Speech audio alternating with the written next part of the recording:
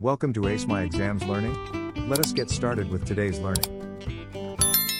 Question. Explain the following terms. 1. Pay-as-you-earn, PAYE. Pay-as-you-earn, PAYE, is the employee tax that the employer deducts from an employee's monthly or full-time employment income.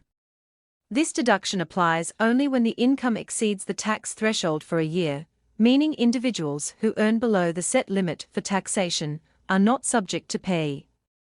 The amount deducted is calculated using official tax tables provided by SARS, South African Revenue Service, ensuring that the deductions are accurate and consistent with national tax policy. Once calculated, this money is paid to the receiver of revenue, which is the government body responsible for collecting taxes in South Africa. Alternatively, PAYE can be explained as a system where the employee pays tax at the same time that their income is earned, instead of paying it in one lump sum at the end of the financial year. In this system, the employer deducts 1/12 of the estimated tax that the employee would owe annually, effectively spreading the tax payment over the 12 months of the year. This ensures that the person's tax liability is settled gradually and that the payments are directly transferred to the receiver of revenue each month. 2. Phishing. Phishing is a form of cybercrime where an email, website, or phone call is designed to steal money from an unsuspecting consumer. These messages are crafted to look legitimate in order to gain the personal and financial information of the target, such as bank account numbers, login credentials, or identity details.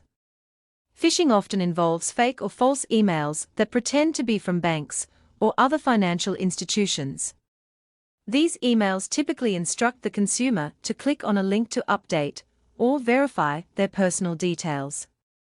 When clicked, the link takes the consumer to a fake website, which is made to look real and trustworthy, mimicking the layout and branding of legitimate institutions. The consumer is then tricked into giving sensitive information, such as a credit card number, account username, or password. For example, a consumer might receive an email appearing to be from their bank, stating that their account has been compromised and they must log in via the provided link to secure it. The link leads to a fraudulent site, where, if the consumer enters their details, they unknowingly give them to the scammers. Phishing attacks are dangerous because they exploit trust and lack of awareness. That is why consumers must always verify the source of messages and never share sensitive information through links or phone calls. Question. Name the levies paid by motorists when they fill up their vehicles with petrol or diesel. When motorists fill up their vehicles with petrol or diesel, they are required to pay several levies that are included in the fuel price. These levies contribute to national revenue and are used for specific government services. The following are the key levies paid by motorists. 1. Fuel levy, a fuel tax. The fuel levy, also referred to as fuel tax, is a government-imposed charge on every litre of petrol or diesel purchased. This levy is used as a general tax to raise revenue for the national budget. It is not specifically ring-fenced, meaning the funds collected from the fuel levy can be used for various government expenditures such as infrastructure, education, or health services. 2. Road Accident Fund, RAF, levy. The Road Accident Fund levy is a compulsory charge included in the fuel price. This levy is specifically used to fund the Road Accident Fund, which compensates victims of road accidents in South Africa. It ensures that people injured in accidents, or the families of those killed, can receive financial support for medical costs, loss of income, and other damages. 3. Excise duty. Excise duty is a tax imposed on certain goods, including fuel. It is meant to generate government revenue and, in some cases, also to discourage the excessive use of certain products that may have environmental or health impacts.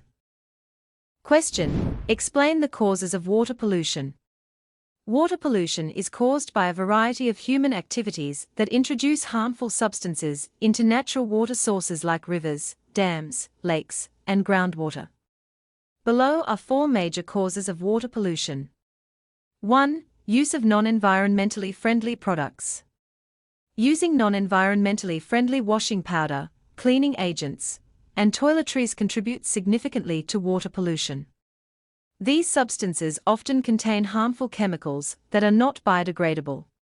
When washed down the drain, they can enter rivers and lakes, harming aquatic life and disrupting ecosystems. 2. Agricultural water pollution. Agriculture is a major contributor to water pollution.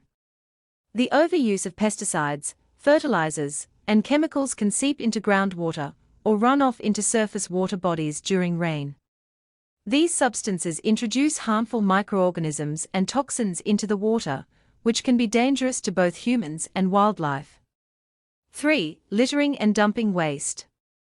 Dumping or throwing litter into rivers, dams, or lakes leads to physical pollution and can also result in chemical contamination if harmful substances are included in the waste.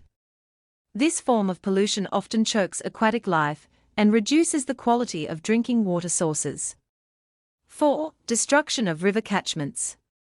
Urbanization, deforestation, damming of rivers, and the destruction of wetlands damage natural river catchments.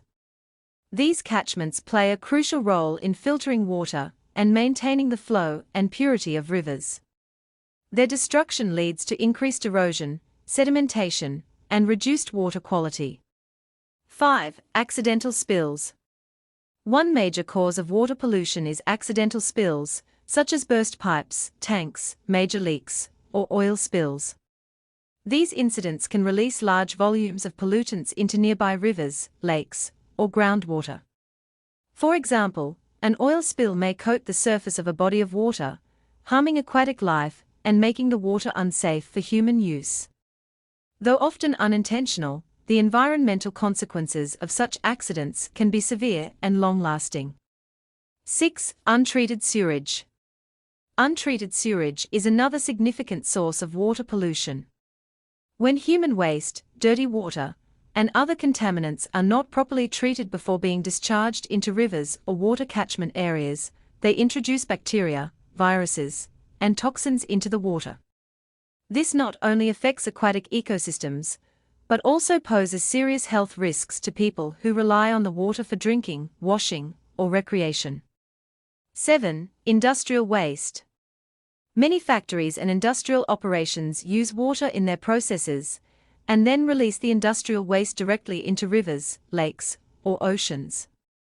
This waste often contains hazardous chemicals, heavy metals, and toxic substances that can destroy aquatic life and contaminate drinking water sources. The practice of using water as a waste carrier without proper treatment contributes heavily to long-term water pollution. 8. Underground leaks. Leaks from underground storage or pipelines of petroleum and oil can seep into the surrounding soil and make their way into groundwater sources. These underground leaks are difficult to detect and may go unnoticed for long periods, causing extensive contamination. Once in the water supply, petroleum products can be toxic to both humans and animals. 9. Acid mine drainage. Acid mine drainage occurs when mining activities expose sulfide minerals, which react with air and water to produce sulfuric acid. This acid can leach into nearby water bodies, lowering the pH of the water and releasing heavy metals like lead and arsenic into the ecosystem. This type of pollution is especially harmful to aquatic organisms and can render water completely unfit for consumption or irrigation. Question: explain ways in which a household can save electricity when heating and boiling water. Saving electricity in the household, especially when heating and boiling water, is essential for reducing energy bills and conserving resources. There are several practical strategies that families can adopt to be more energy efficient. 1. Use a kettle instead of a stove. One of the simplest ways to save electricity is to boil water in a kettle rather than on a stove. Electric kettles are designed to heat water quickly and efficiently, using less energy compared to a stove. This method is especially useful when you need hot water for beverages or cooking small quantities. 2. Only boil what you need. To further improve energy efficiency, do not fill a kettle if you only need a small quantity of boiling water. Instead, only boil the amount that is needed. This reduces both water and electricity waste, as heating unnecessary water requires more time and energy. 3. Use cooking heat efficiently. When cooking, once food has reached boiling point, you can reduce the heat, and it will continue to cook using residual heat. Also, it is important to use the correct size of a saucepan on the stove plate. A pot that is too small or too large for the stove plate can lead to unnecessary heat loss and energy waste. 4. Manage geyser temperature. One of the biggest electricity consumers in a home is the geyser. Households should set the geyser temperature to 60 degrees Celsius, which is sufficient for most household needs. Alternatively, reduce the temperature of the geyser or switch off the geyser when not in use, such as when the household is away for a few days. 5. Install a geyser timer.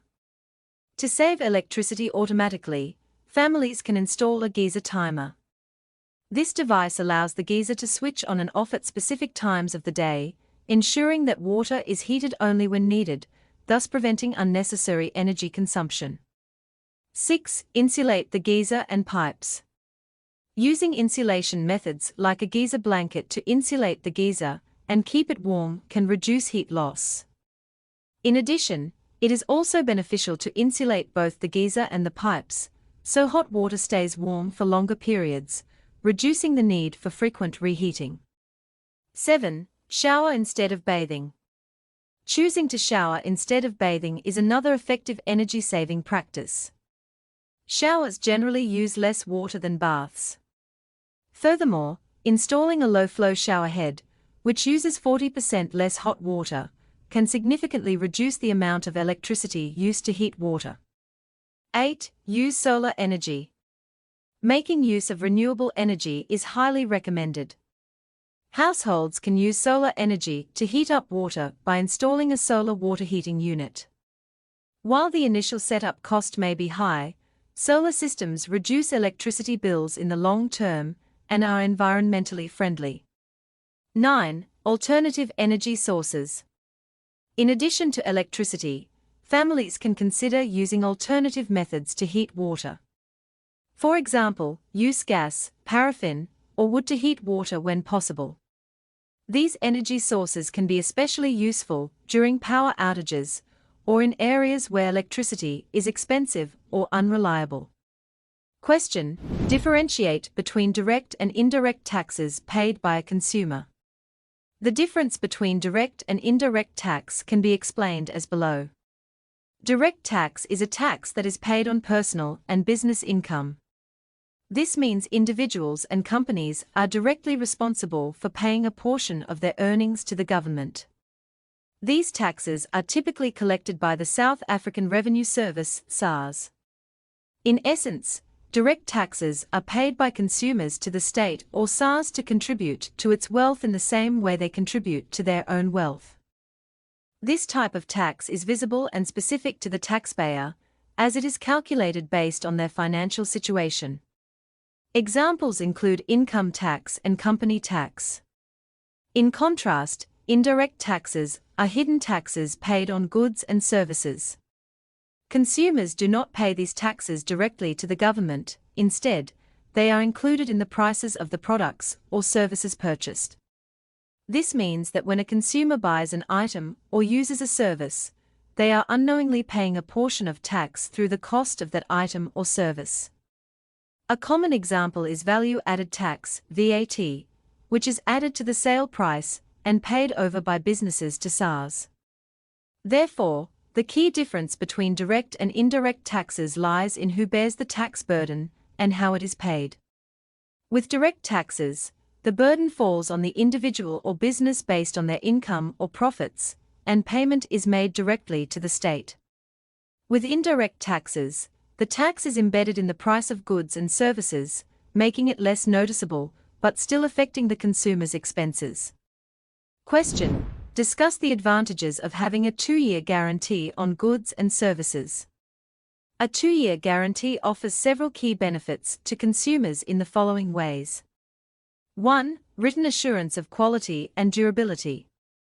A guarantee is a promise or assurance in writing that the quality or durability of a product or service will meet certain standards or remain in working order for 2 years. This written commitment offers consumers peace of mind, knowing that the product is expected to function properly for a set period. 2. Protection against defects. The guarantee acts as a promise from the manufacturer to replace, repair, or sort out any problems that may occur within the 2-year period. If a product fails or develops faults through no fault of the consumer, they are not left to bear the cost. This is particularly important for expensive or essential items. Question: explain the responsibilities of municipalities to control the spread of COVID-19. Municipalities play a vital role in helping to prevent the spread of COVID-19 by ensuring that basic services and public health measures are in place and effectively implemented at the community level, as explained below. 1. Provision of clean water for hygiene. One of the most important responsibilities of municipalities is to supply clean water at an affordable rate or free of charge to households and public areas. This is essential so that people can wash their hands, which is one of the most effective ways to reduce the spread of the virus. Ensuring access to water helps communities maintain hygiene and lowers the risk of infection. 2. Building and operating clinics for testing and healthcare. Municipalities also have the responsibility to build and operate clinics to provide essential healthcare and testing for COVID-19. These clinics serve as local centers where residents can access medical help and COVID-19 testing. Additionally, municipalities must organize campaigns to educate the local community on COVID-19, including how it spreads, how to prevent it, and what to do if symptoms develop. 3. Enforcing mask wearing and social distancing. To protect residents using public services, municipalities must insist on wearing masks and enforcing social distancing in public municipal buildings. This helps reduce person-to-person transmission in high-traffic public areas and ensures that safety protocols are consistently followed by both staff and visitors. 4. Setting up sanitizing stations in public buildings. Finally, municipalities are responsible for making sure that there are sanitizing stations at the entrance of each municipal building. These stations provide hand sanitizer for people entering the building, helping to reduce the chance of spreading the virus through surface contact. Study the advertisement below and answer the questions that follow. Question: explain why the advertisement could be considered as a contract when a consumer buys this data package. An advertisement like this one from MTN can be considered a contract once a consumer agrees to purchase the data package, because it involves a legal agreement between the consumer and the service provider. When the consumer decides to buy the package, he or she will have to sign a legal agreement with MTN. In this agreement, the consumer promises to pay the amount stated, which is 269 rands for 24 months, while the service provider, MTN, promises to provide the consumer with a router and 120 gigabytes of data every month for 24 months.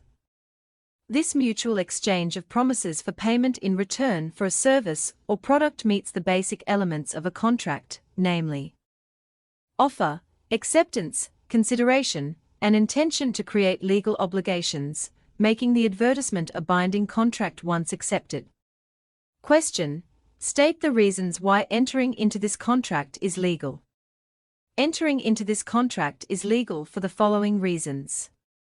1. The contract includes only legal terms and conditions. It does not contain anything that breaks the law, such as fraud, misrepresentation, or illegal goods or services. This makes the agreement lawful and valid. 2. There is a fair exchange of value between the parties. The consumer receives a router and 120 gigabytes of data, while the service provider receives 269 rands per month for 24 months. This mutual exchange is essential in forming a legal contract. 3. Both parties fully agree to the terms and conditions. The agreement is based on informed consent. The consumer and the service provider both understand and accept all terms written in the contract before signing it. 4. The contract is entered into voluntarily. Neither the consumer nor the service provider is forced, threatened, or misled into signing the agreement. This ensures that the contract is made out of free will. 5. Both parties are legally competent to sign the contract. They are over the age of 18 and mentally capable of understanding the responsibilities and consequences of the contract. This makes the agreement legally binding. Question: discuss the impact of electricity price increases on South African households. The increase in electricity prices can have the following significant consequences for South African households. 1. Fewer units for the same amount of money. Consumers using prepaid electricity or electricity coupons will receive fewer units of electricity for the same amount of money they spent previously. This means that households will have to budget more carefully to ensure they have enough electricity to meet their needs, leading to a decrease in disposable income. 2. Increased cost of goods and services. Higher electricity prices result in higher production and operational costs for businesses. These increased costs are typically passed on to consumers, which means households will face higher prices for goods and services. This further reduces the money available for other expenses. 3. Electricity may become unaffordable. For some households, the rising cost of electricity may make it unaffordable. As electricity becomes more expensive, families may struggle to keep up with payments, particularly in lower-income households, leading to difficult decisions about which basic services to prioritize. 4. Risk of disconnection. Households that cannot afford to pay their electricity bills may face disconnection. This would mean the household no longer has access to electricity, severely affecting daily living and possibly creating safety and health risks. 5. Reconnect-on fees. If a household's electricity supply is disconnected due to non-payment, they will need to pay reconnect-on fees to restore service. This can be a significant additional cost that further reduces disposable income, creating financial strain for already struggling households. Question: discuss the impact of fuel price increases on South African households. Fuel price increases have a profound effect on South African households, as explained below. 1. Increase in transport costs. When fuel prices rise, transport costs also increase. This directly affects households that rely on private vehicles for commuting, as well as public transport users who face higher fares. As a result, households will have to spend more on transport, which reduces the money available for other essential goods and services. 2. Decreased disposable income. With higher transport costs, households have less disposable income to spend on non-essential goods and services. This affects their overall quality of life, as they may have to cut back on spending for items such as food, entertainment, or personal care. 3. Higher costs for goods and services. Fuel price increases impact the cost of goods and services across the board. Businesses that rely on transportation for delivering goods, e.g., retailers, food suppliers, will pass on the additional fuel costs to consumers. As a result, households will pay more for everyday items, from groceries to clothing, further tightening their budgets. 4. Potential job losses. In response to higher transport costs, employers may face increased operational costs, especially in industries that rely heavily on transportation. This could lead to cost-cutting measures, including job reductions. As employers spend more on fuel and transport, they may have less money available to pay salaries or hire new employees, which could lead to job losses.